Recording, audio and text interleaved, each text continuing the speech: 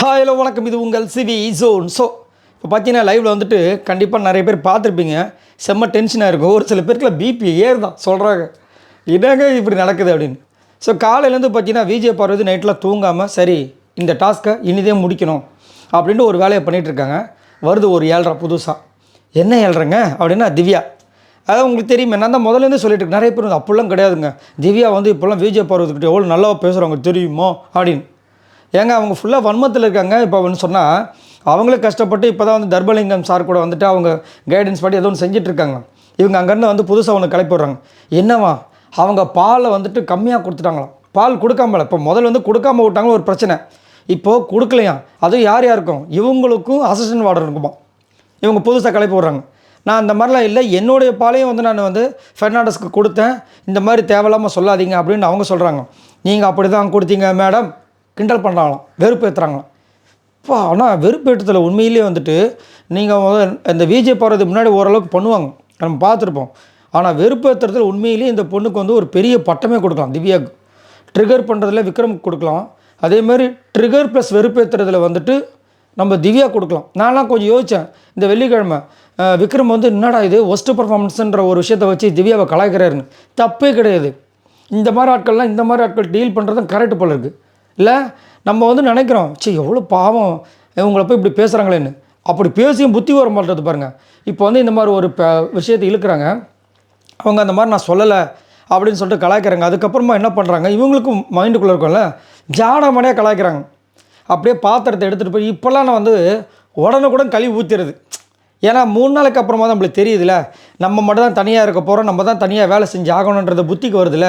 அதனால் இப்போல்லாம் நான் கழுவி ஊற்றிட்டே இருக்கேன்றாங்க. பின்னாடி நிற்கிறாங்க திவ்யா, தெரிஞ்சு போச்சு. அப்படி வேகுது, கழுவி ஊற்றிடுவியா அப்படின்ட்டு. எப்படி இதுக்கு முன்னாடி வந்துட்டு செருப்பு கழுவிட்டு வந்தேன் அப்படின்னு சொல்லிட்டு இது விக்ரமுக்கு வந்துட்டு ஒரு விஷயத்த டேக் பண்ணிருப்பாங்க சாண்ட்ரா, அதே மாதிரி வந்துட்டு இங்கே எனக்கு செம்ம செருப்பு. ஏன்னா ஆனால் இது ஒன்றும் சொல்ல முடியாதுல்ல, அவங்க பாத்திரத்தை தான் சொன்னாங்க, முடிஞ்சு போச்சு. ஏன்னா இவங்களை இந்த மாதிரி லெஃப்ட் ஹேண்டில் டீல் பண்ணால் தான் ஆச்சு. நம்ம திரும்ப ஸ்ட்ரைட்டாக சொன்னோம் வந்துடுவானுங்க பின்னாடி நல்லா வந்து நின்றுட்டு, அது எப்படி வார்டன் வந்துட்டு திவ்யா பேசுகிறாங்க. இதில் வேறு திவ்யா என்ன பண்ணுறாங்க, கொஞ்சம் நெஞ்சம் இல்லை அதிகமாக. இதில் வேறு தர்மலிங்கம் வந்து அங்கே தான் இருந்தாராம். ஆனால் இப்போ அவர்கிட்ட கேட்க முடியும்னா அவர் தர்மத்தை வந்து கெடுத்துட்டார், இங்கே வந்து அவருக்கு வேறு ஃபீலிங்ஸில் இருக்கார் அப்படின்றாங்க. அதுக்கப்புறம் அவங்களோட ஹைட்டை வந்து கலாய்க்கிறாங்க, பாடி ஷேமிங். இதெல்லாம் வந்து ரொம்ப தவறான விஷயங்கள். என்னென்னா எப்படி சொல்கிறாங்கன்னா, அதை வந்து டைரெக்டாக சொல்லாமல் நீங்கள் தான் உங்களுக்கு தான் வந்து இவர் இருக்கார்ல, வார்டன் இருக்காராம். அவர் வார்டனாக அவர் டீச்சர், அது கூட தெரில இந்த அம்மாவுக்கு. நீங்கள் வார்டன் மேலே ஏறி நீங்கள் புளியங்கா கூட பறிப்பீங்க அப்படின்றாங்க. என்னம்மா செல்லம், என்னை வந்து ஹைட்டு வந்து கம்மியாக இருக்குன்னு கலாய்க்கிறியாம்மா, அது மாதிரி பேசக்கூடாது. நான் என்ன சொல்கிறேன், இப்போ இவங்க வார்டனாக வந்து ஒரு விஷயம் பண்ணிகிட்ருக்காங்க. இவங்க வந்து ஸ்டூடெண்ட் தானே, ஸ்டூடெண்ட் வந்து இந்த மாதிரி டைரெக்டாக வந்து பேசுவாங்களா, கலாய்ப்பாங்களா? கொஞ்சமாவது அறிவு இருக்கா இல்லையான்னு எனக்கு சத்தியமாக புரியல. பிக் பாஸ் திரும்ப திரும்ப என்ன சொல்கிறாருன்னா, இதுக்கு முன்னாடி சீசனில் இவங்களாம் பார்த்தாங்களா இல்லைன்னு தெரியல, எப்படி பண்ணுவாங்க, அந்த கேரட்டில் இருப்பாங்க. அந்த கேரட் முடிஞ்சதுக்கப்புறம் தான் சண்டை நடக்கும். இங்கே கேரட்டுக்கு மரியாதையே கிடையாது. ஒரு பக்கம் வந்துட்டு விக்ரம் வந்து தண்ணியை ஊற்றுறது போகிறாரு, இங்கே பிரின்ஸிபல் மைக் இருக்குது கழட்டிட்டு ஊட்டான்.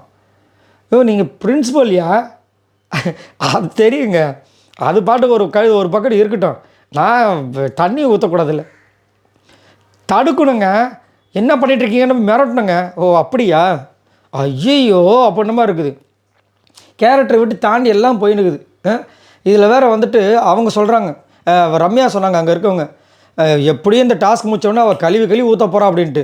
ஆமாம் பாரு, மைக்கை கழட்டு போட்டு 1/2 மணி நேரம் நான் பேச போகிறேன் பாரு, எல்லாம் தெரிச்சு ஓட போகிறாங்கன்னா உடனே திவ்யா அந்த அம்மா, நாங்கள் விட்டுருவோம்மா மேடம், உங்களை வந்து வழக்க தூக்கி மல்லாக்கா போட்டு வாயை பொத்திடுவோம் அப்படின்னு. நீங்கள் வாயை பொத்துறதுக்கு எங்கள் கை பூ பொறிக்குமா, இப்படி மாறி மாறி மாறி மாறி போகுது. நான் என்ன சொல்கிறேன், அவங்க வேலை செஞ்சுட்ருக்காங்க, வேலை செஞ்சுட்டு பேசுகிறாங்க, நீங்கள் என்ன பண்ணுங்க, ஓபி அடிச்சுட்டு பேசுகிறீங்க. எனக்கு தெரிஞ்சு கண்டிப்பாக ஒஸ்ட் பர்ஃபார்மன்ஸை இந்த வாட்டி வந்து திவ்யாவை தூக்கி உள்ளே போடுவாங்கன்னு தான் நினைக்கிறேன். ஏன்னா திவ்யாவும் சரி சாண்ட்ராவும் சரி ஒன்றுமே கிடையாது. என்ன பண்ணுறாங்க, என்ன பண்ணி கிழிச்சிட்டாங்கன்னு சொல்லிட்டு இங்கே வந்து இவ்வளோ பேச்சு பேசுகிறாங்க. வரும்போது என்ன பேசுகிறாங்க, டெக்கரம் இல்லை, டிசிப்ளின் இல்லை, பிக் பாஸ்க்கு ரெஸ்பெக்ட் இல்லைன்னு. இப்போ மைக்கெல்லாம் பேசிகிட்டு இருக்காங்க. பிக் பாஸ் சொல்லிட்டு போட்டுக்கிறேன்னா மைக்கு ப்ராப்ளமாக இருக்கான்னு தெரியல. மைக்கு ப்ராப்ளமாக இருந்துச்சுன்னா சைலண்ட்டாக இருப்பாங்க. இவங்க அங்கே வந்துட்டு மைக்குக்கும் போடாமல் அங்கே வந்து இவ்வளோ பேச்சு பேசிகிட்டு இருக்காங்க. என்னத்தை சொல்கிறது, பிக் பாஸ் கூப்பிட்டு செம்ம ரிவ்யூட் கொடுத்தா தான் இவங்களாம் திருந்துவாங்க. மைக் இல்லாமல் பேசவே கூடாது, மைக் அங்கே இருக்குது. ஆனால் வந்து இங்கே வந்து இந்த அளவுக்கு பேசிகிட்டு இருக்காங்க. முதல் பதிவாகுமா, ஏற்கனவே பிக் பாஸ் சொல்லியிருக்காரா இல்லையா, ஒன்றும் சொல்கிறதுக்கு இல்லை. சார் இதை பற்றி உங்களோட கருத்துக்களை சொல்லுங்கள். தொடர்ச்சியாக இந்த மாதிரி விஷயங்கள் நடந்துகிட்டே இருக்குது.